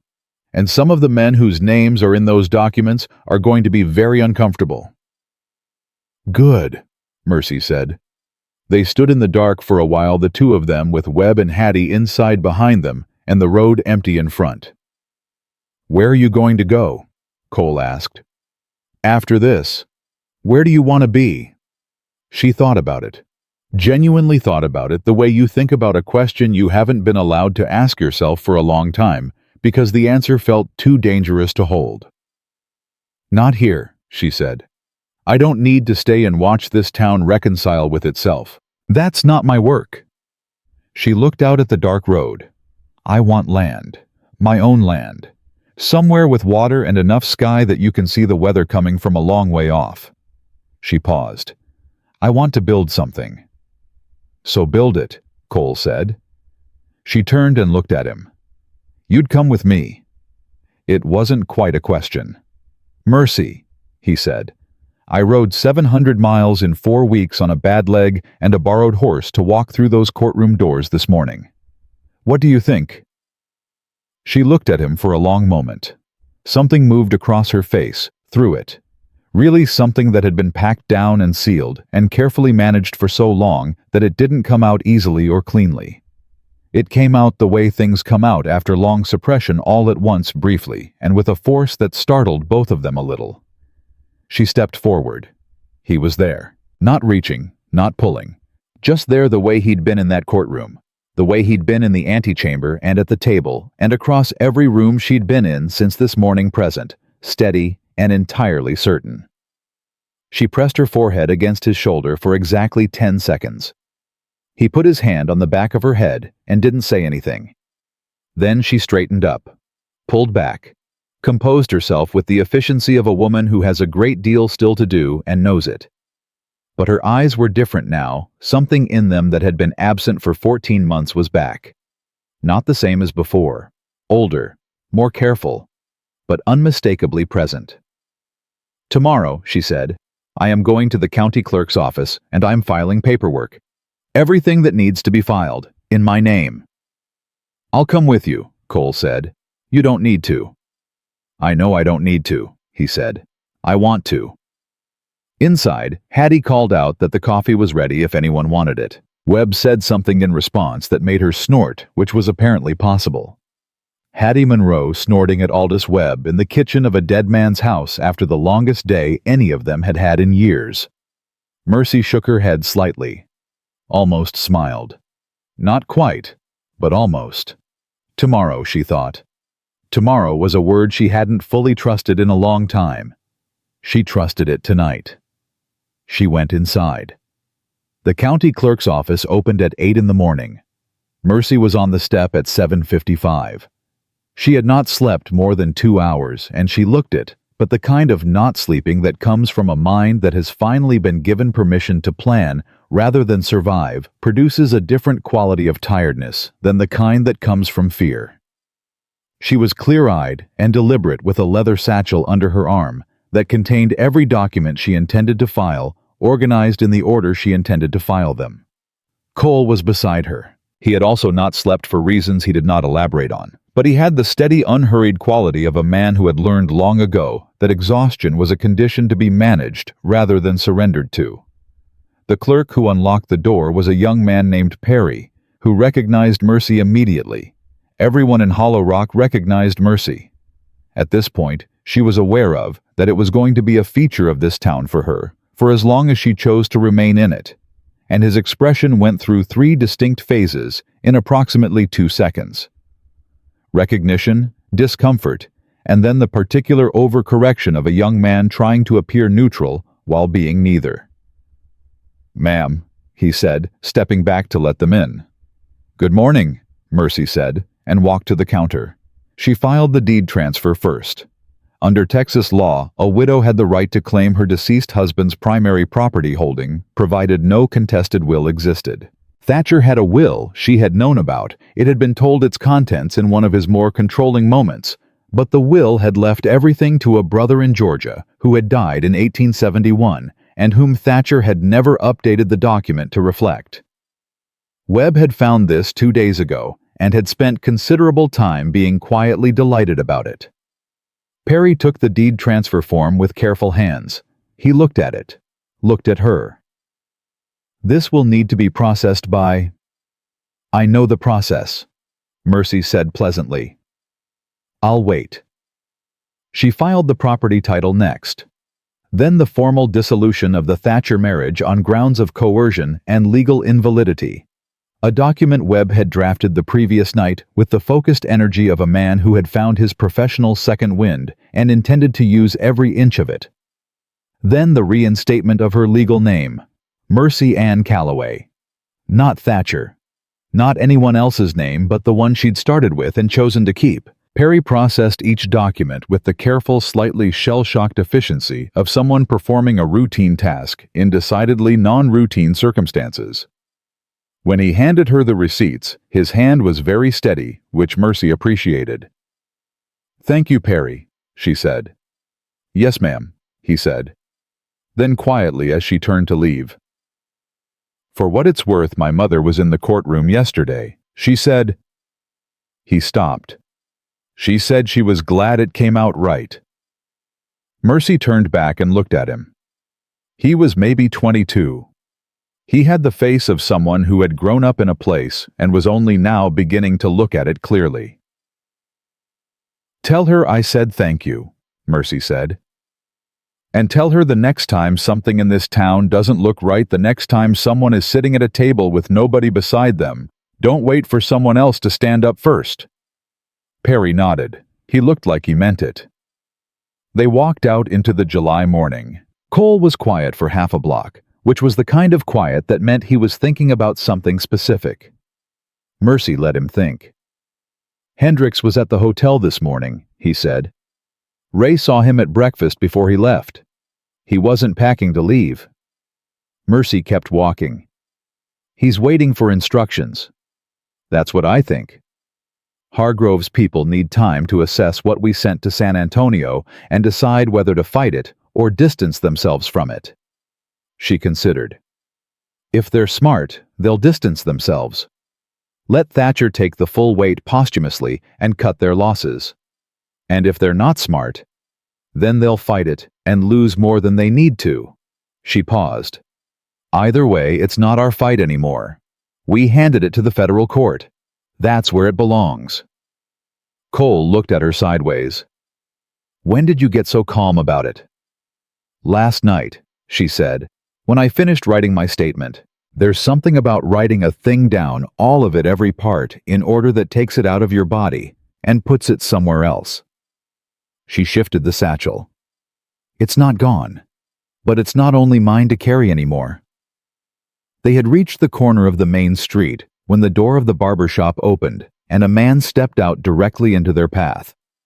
He was heavy-set with a red face and the look of someone who had been working himself up to something for approximately 12 hours. "You got your verdict," the man said. He was looking at Mercy, not Cole. "That don't mean the rest of it is settled." Cole moved one step to the left, which positioned him slightly in front of Mercy, without blocking her entirely, a small, instinctive geometry. Mercy put her hand on Cole's arm. He stopped. She stepped forward herself. "What's your name?" she asked the man.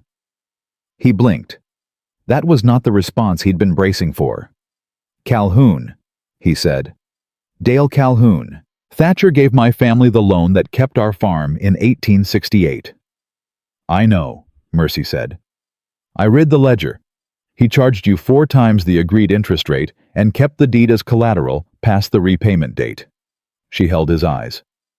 "You've been paying a debt that was satisfied years ago, Mr. Calhoun. That deed should have been returned to you in 1871.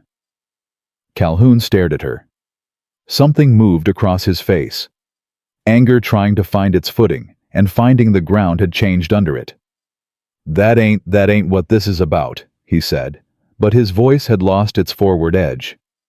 "I know what it's about," Mercy said. "You're angry. You came here with a powerful man's name in your history, and his death has made the world uncertain, and uncertainty is frightening, and I'm the nearest available target for that." She said it without heat. But I am not your enemy, Mr. Calhoun. I was in the same trap you were. I just didn't have a farm to show for it. The man looked at her for a long moment. His jaw worked. Then he looked at the ground. Then he stepped aside. Cole watched him go. "You want to explain how you did that?" he said quietly.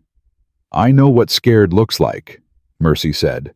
"When a man like Thatcher is gone, the people he controlled don't know who to be afraid of next. They pick whoever's closest." She walked on. "The answer to that isn't to fight them. It's to make sure they understand you're not interested in the same thing he was." Cole shook his head slowly in the way a man does when someone has just demonstrated a quality he wasn't sure he could have named before he saw it. "Mercy Calloway," he said. "Cole Maddox," she replied, not looking at him. But the corner of her mouth did something. They found Hattie at the boarding house, which was operating with the particular organized energy of a woman who had something important to do, and was doing all the regular things at the same time, with slightly more than usual efficiency. She was making coffee when they came in, and she handed them each a cup before either of them had fully sat down. "Webb got a telegram this morning," she said, "from the Federal Circuit Court in San Antonio." Both of them went still. "Ray arrived last night," Hattie continued, "rode straight through. The judge received the documents at 6 this morning and reviewed them personally before his court day began." She set down the coffee pot. "He's opened a federal inquiry, effective today. He's appointed an independent examiner and issued a hold on all property transfers in this county pending review." The weight of that settled over the room slowly. Cole set his cup down. "That's faster than I expected." "Apparently," Hattie said with a dryness that contained a great deal. "The judge in question has had his own concerns about Commissioner Hargrove's office for some time, and has been waiting for a documented case to act on." She raised her eyebrows. "We gave him a documented case." Mercy sat with the information for a moment. Not celebrating it, that wasn't her nature, and there was too much still unresolved for celebration, but feeling its weight. The solid factual weight of something real being set in motion by the right authority in the right direction. "What does the hold on property transfers mean for the families whose deeds Thatcher held?" "That's part of the inquiry," Hattie said. "But Webb thinks, and I agree, that several of those deeds are going to come back to the families they should have gone to years ago." Mercy thought of the Alvarez family, of Jerome Cutler, of Dale Calhoun and his farm, and a debt that had been paid 3 years past due. "Good," she said. The telegram wasn't the end of it. That afternoon brought the next piece, and it was not the piece any of them had anticipated. Hendricks came to the boarding house. Not with his 2 men, alone. He knocked on the front door, and when Hattie opened it, he asked politely, and without his previous pleasantness, which had been a kind of weapon, to speak with Mercy Calloway. Mercy came to the door herself. Cole was 2 steps behind her, which Hendricks registered without commenting on. "I have a message," Hendricks said, "from Commissioner Hargrove." "Say it," Mercy said. "The Commissioner is prepared to cooperate fully with the federal inquiry. He is prepared to provide documentation of Mayor Thatcher's independent actions, which the Commissioner's office was not fully aware of and does not condone." Hendricks delivered this with the flat, careful intonation of a man reciting something he has been instructed to say word for word because the words have been chosen by a lawyer. In exchange, the Commissioner requests that any communications between his office and Mayor Thatcher that may have been provided to the federal court be characterized as preliminary and informal in nature, not constituting. "No," Mercy said. Hendricks stopped. "We didn't send those documents to the federal court so they could be characterized as anything," she said. "We sent them so a judge could characterize them. That's not our negotiation to make." She held his eyes. "Tell the Commissioner that if he wants to cooperate with the inquiry, he should contact the examiner the judge has appointed. That is the appropriate channel. We are not the appropriate channel." Hendricks looked at her, then at Cole, then back at Mercy. "He's not going to like that answer." "I expect not," Mercy said. "Mercy. Good day, Mr. Hendricks." She closed the door. Cole was quiet for a moment. Then, "Hargrove is scared. Hargrove is trying to control the narrative before the examiner establishes one for him," Mercy said. She leaned her back against the closed door. "Which means the documents Ray brought to San Antonio are as significant as we thought." "More significant," Cole said. "If Hargrove is scared enough to send Hendricks to you personally, to the woman he would have let hang 3 days ago, that means whatever's in those correspondence files goes further up the chain than just him." Mercy absorbed that. "How far up?" "Far enough that a man with Hargrove's resources is more afraid of what the inquiry finds than of the cost of cooperating with it." He paused. "Which means we did the right thing, and the right thing is going to be a great deal larger than we initially understood." She looked at him. "Does that frighten you?" "A little," he said. "Does it frighten you?" "A little," she said, "but less than staying quiet." Webb came by at 5 o'clock with additional paperwork, a look of energized fatigue, and the news that 2 of Thatcher's former associates had already retained attorneys in Austin, which he read as confirmation that the inquiry was being taken seriously and that people with things to hide were beginning to calculate the cost of hiding them. He sat at Hattie's table and drank 3 cups of coffee and walked Mercy through what the inquiry process would require from her over the coming weeks. Testimony documentation, potentially a trip to San Antonio to speak with the examiner directly. "I'll do it," Mercy said without hesitation. Webb looked at her over his coffee cup. "Mercy," he said, "I want to say something, and I want you to hear it in the spirit it's intended." "Go ahead." "I failed you," he said. "At the start of this trial, I sat beside you, and I offered you the form of representation without the substance because I had already decided the outcome and hadn't bothered to look hard enough at what was in front of me." He set the cup down. "I have practiced law in this county for 40 years, and I let an old man's tiredness pass for professional judgment, and it nearly cost you your life." He held her eyes. "I am sorry for that." The room was quiet. Mercy looked at him for a long moment. "You found your footing," she said. "When it counted, you found it." "Barely." "Barely is enough," she said. "Barely is what we had, and it held." She looked at the table, at the spread of documents and coffee cups, and the accumulated paperwork of a life being legally reconstructed from the wreckage of someone else's design.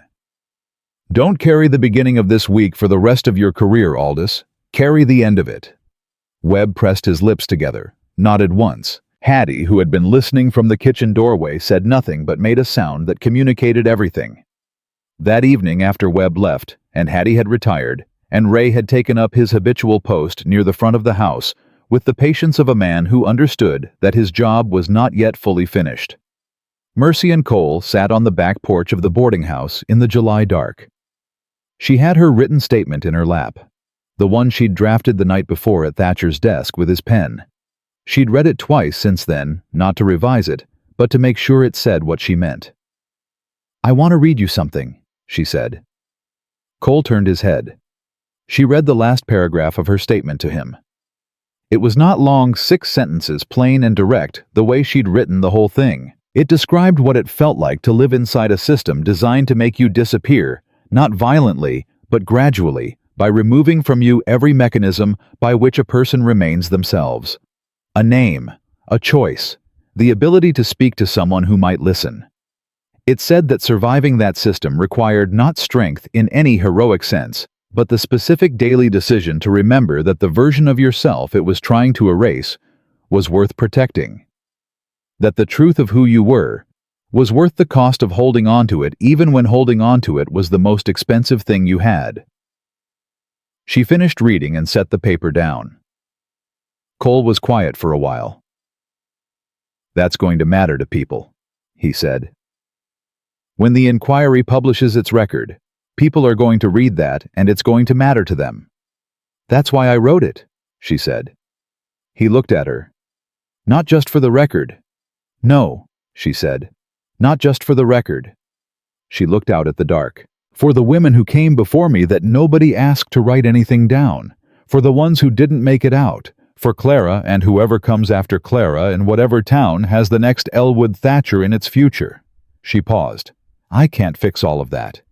But I can make sure the truth of this particular piece of it is written in plain language by the person who lived it." Cole reached over and put his hand over hers. Not dramatically. Just there.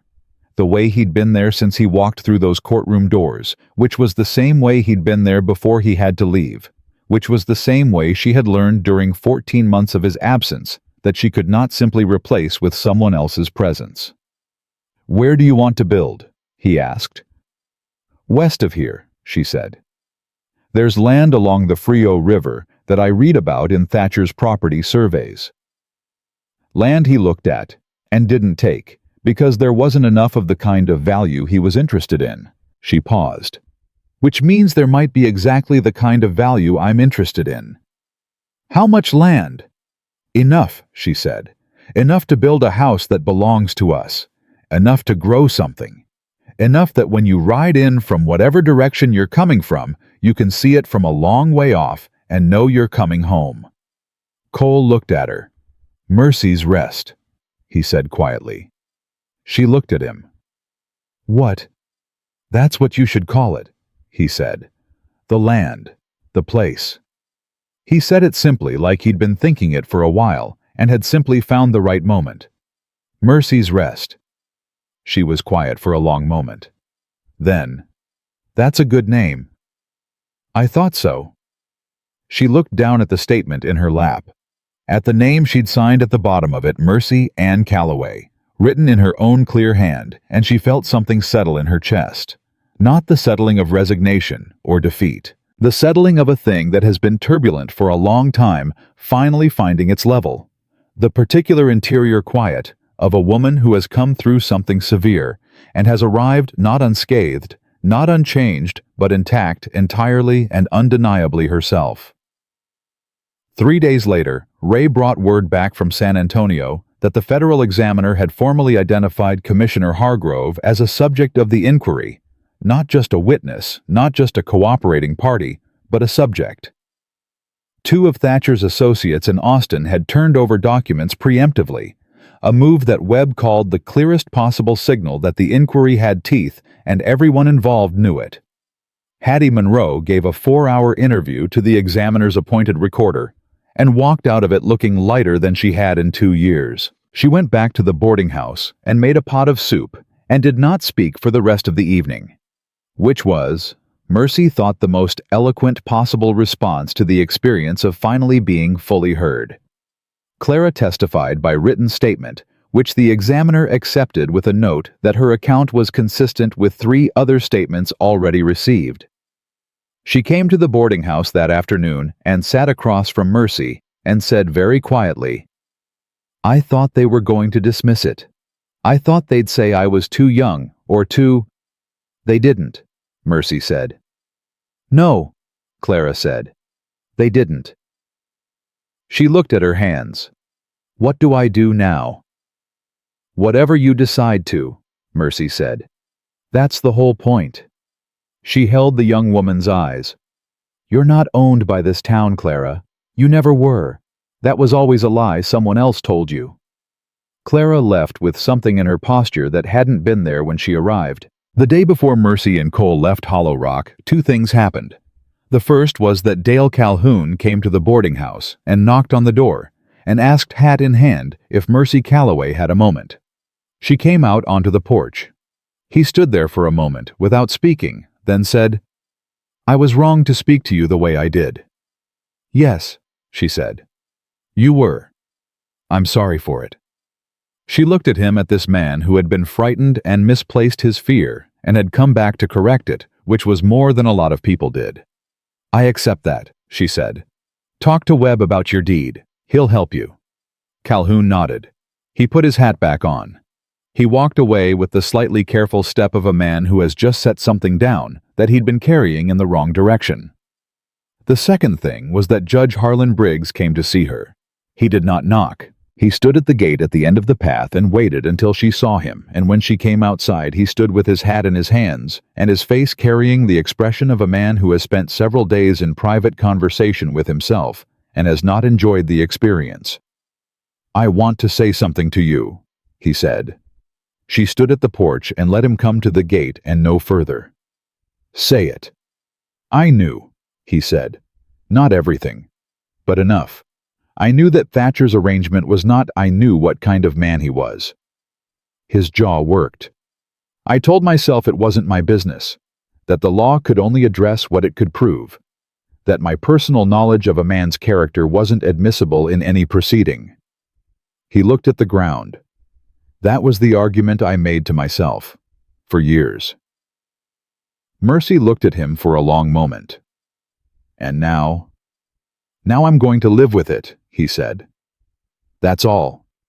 There's nothing to undo. There's only what comes next." He looked up. "I intend to cooperate fully with the federal inquiry. Everything I know, including what I knew before this week, I will put on record." She studied him. "Why?" "Because Samuel told me something when I spoke to him last night," Briggs said.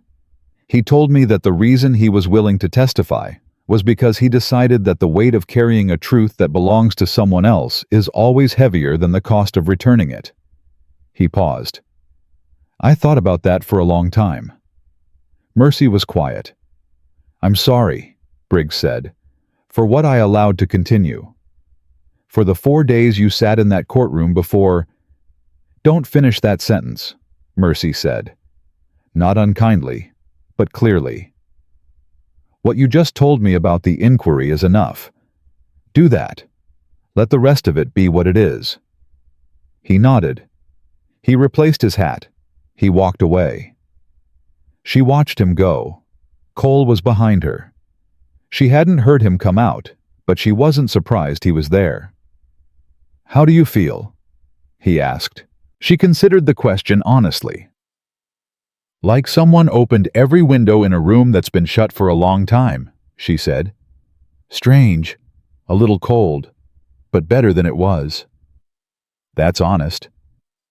"I'm done with the other kind," she said. They left Hollow Rock the following morning. Webb came to see them off with the dignity of a man who had found his professional footing in the last quarter of his career and intended to stand on it for whatever time remained. He shook Cole's hand and held Mercy's for a moment. "Write to me," he said. "When you're settled, let me know what you build." "I will," she said. Hattie gave her a wrapped package, copies of certain key documents organized and labeled in Hattie's meticulous hand, "For the record and for yours," she said. She embraced Mercy briefly and firmly, the way a woman embraces another woman when words have run out and the feeling is too large for them anyway. Ray rode ahead to scout the road, which was Ray's nature, and which nobody argued with. And Cole and Mercy rode out of Hollow Rock side by side into the July morning, with its hard blue sky and its heat already building, and the road west opening in front of them like a thing that had always been there, waiting for the right moment to be taken. She did not look back. Not out of anger, not out of refusal. She had said what she needed to say to this town, had stood in its courtroom and its streets and its dead man's house, and told the truth until the truth had room to move. She had done what she came to do. Looking back was for people who were still waiting to be done. She was done. Ahead of them was the Frio River country, and a piece of land that no one had found worth taking, and a name that had been chosen for it the night before on a boarding house porch, and the considerable project of building a life that was entirely her own, choosing difficult, uncertain hers. Cole rode beside her with the easy posture of a man who had been on this particular road, metaphorically speaking, for 14 months, and was finally going somewhere rather than coming back from one. "How far is it?" she asked. 3 days, he said. "Maybe 4 if we don't push." "Let's not push," she said. He looked at her. The corner of his mouth did what it did instead of smiling. "No rush," he said, and Mercy Calloway rode west under the wide Texas sky with her name intact and her truth on record and her whole future ahead of her, and she had earned every inch of it.